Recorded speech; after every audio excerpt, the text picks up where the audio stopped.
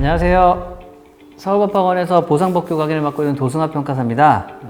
제32회 김규민 평가사님 모시고 수험생활 어땠는지 얘기를 한번 들어보도록 하겠습니다. 평가사님 간략하게 자기소개 좀 해주시죠.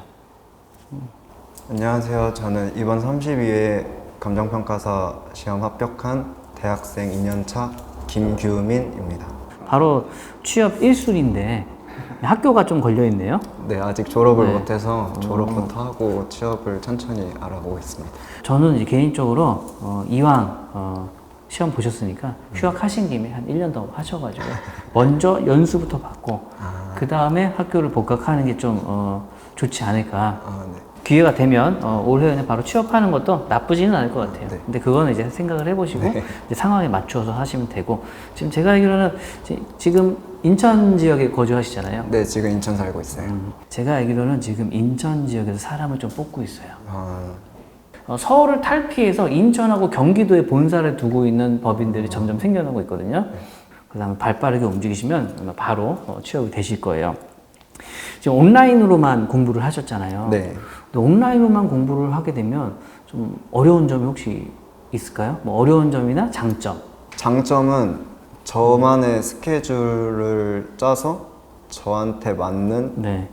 그런 커리큘럼이나 공부 방법들을 적용할 수 있다는 네. 그런 장점이 있고, 단점은 주위에 같은 공부를 하는 사람이 없다 보니까 정보 공유하는데도 제한이 있고, 그렇죠. 또 혼자 공부해서 외롭기도 하고. 네. 그럼 혹시 우리 평가사 시험이 익숙한 과목이 있나요?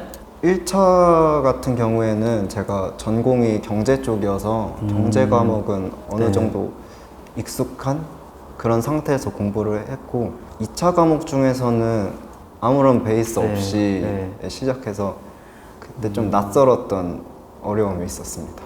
그러면 우리가 조금 더 과목별로 좀 깊이 있게 들어가 본다면, 우리 이제 법규가 이제 우리 같이 했던 과목이잖아요. 네네. 이제 보상법규하고 행정법, 개별법하고 행정법 두 개로 나누어지는데, 이제 좀 구체적으로 좀 이제 어떻게 공부 계획을 짜서 좀 공부를 했었는지.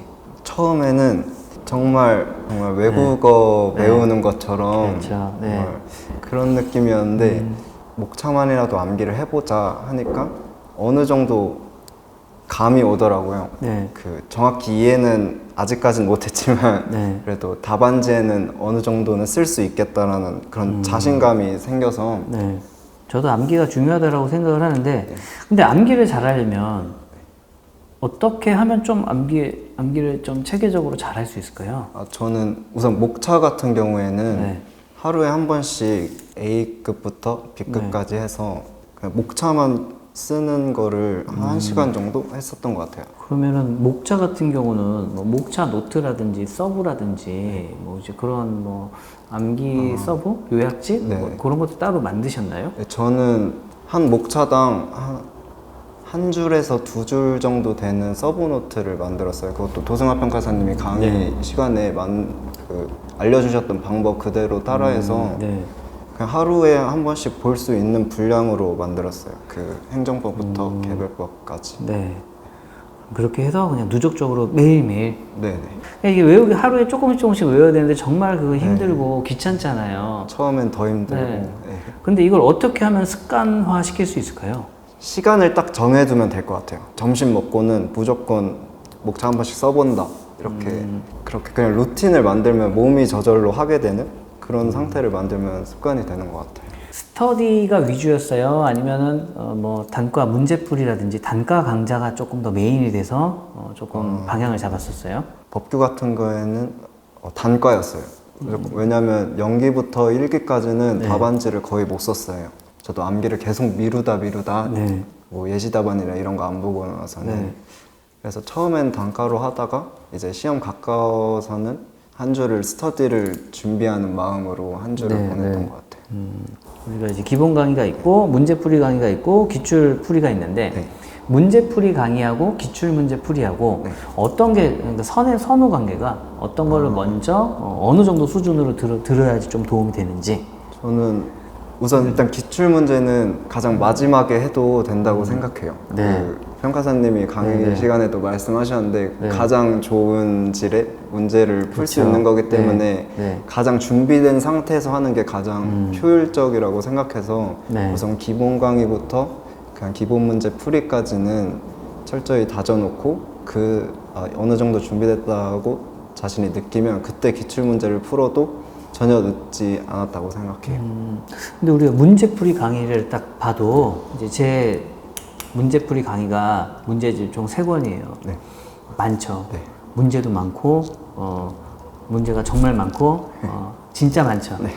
진짜 많고 이렇게 1권, 2권, 3권으로 갈수록 난이도가 확 올라가 버리잖아요. 그럼 그 많은 문제를 어떻게 컨트롤을 했어요? 처음에 문제풀이 강의를 들을 때는 하나씩 다 건드려 주시잖아요. 쟁점별로. 네. 그때는 한 번씩 보다가 그 A급이다, B급이다 이런 거 중요하다고 집어주시는 거는 체크를 일단 해놨어요. 나중에 네. 한 번이라도 더 보자라는 마인드로. 그러다가 이제 문제풀이 강의가 다 끝나고 저 혼자 복습하는 시간을 가질 때 그때 표시해뒀던 문제들만 계속 봤어요. 중요하다고 찝어주시는 것만 반복해서 봐도 대부분의 문제는 다 풀 수 있다고 생각합니다.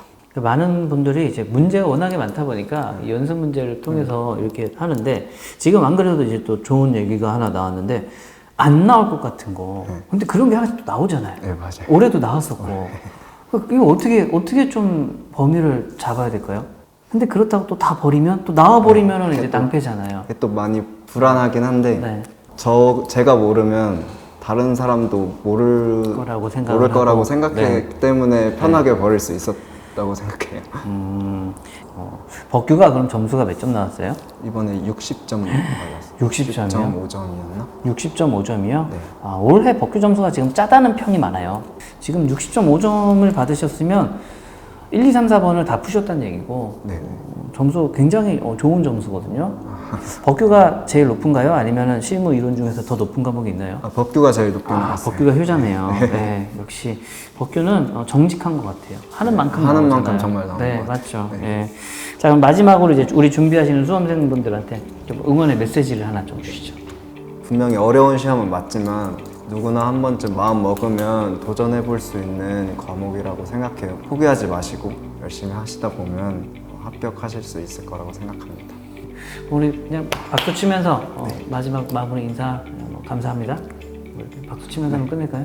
네. 자, 감사합니다. 수고하셨습니다.